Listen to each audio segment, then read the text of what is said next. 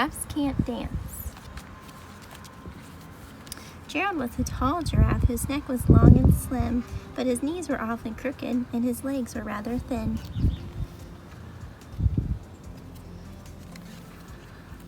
He was very good at standing still and munching shoots off trees, but when he tried to run around, he buckled at the knees.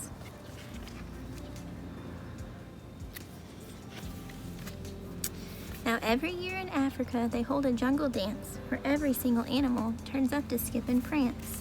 And this year, when the day arrived, poor Gerald felt so sad because when it came to dancing, he was really very bad.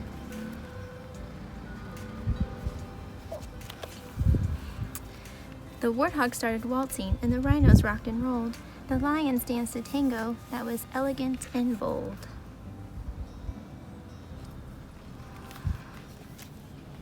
The chimps all did a cha-cha with a very Latin feel, and the 8 baboons then teamed up for a splendid Scottish reel.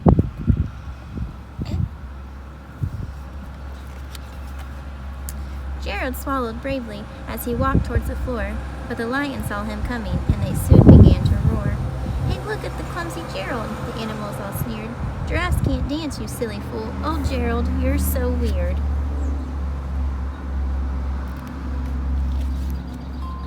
Gerald simply froze up and he rooted on to the spot. "They're right," he thought. "I'm useless. Oh, I feel like such a clot." So he crept off the dance floor and he started walking home. He never felt so sad before, so sad and so alone.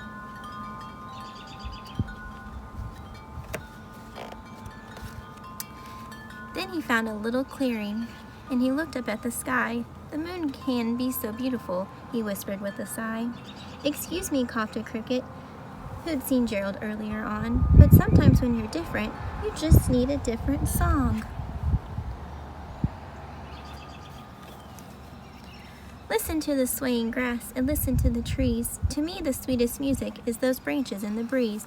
So imagine that the lovely moon is playing just for you. Everything makes music if you really want it to.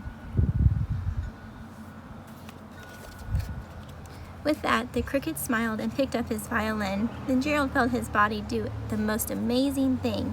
His hooves had started shuffling, making circles on the ground. His neck was gently swaying, and his tail was swishing round.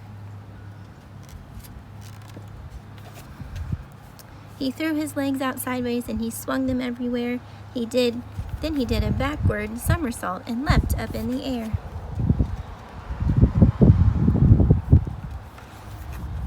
Gerald felt so wonderful. His mouth was wide open. "I am dancing, yes, I am dancing, I am dancing," Gerald cried.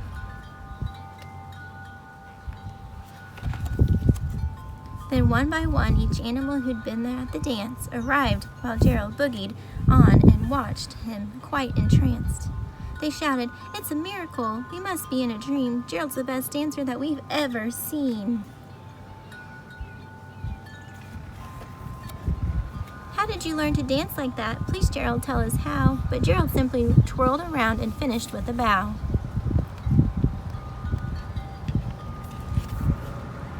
Then he raised his head and looked up at the moon and stars above. "We all can dance," he said, "when we find music that we love."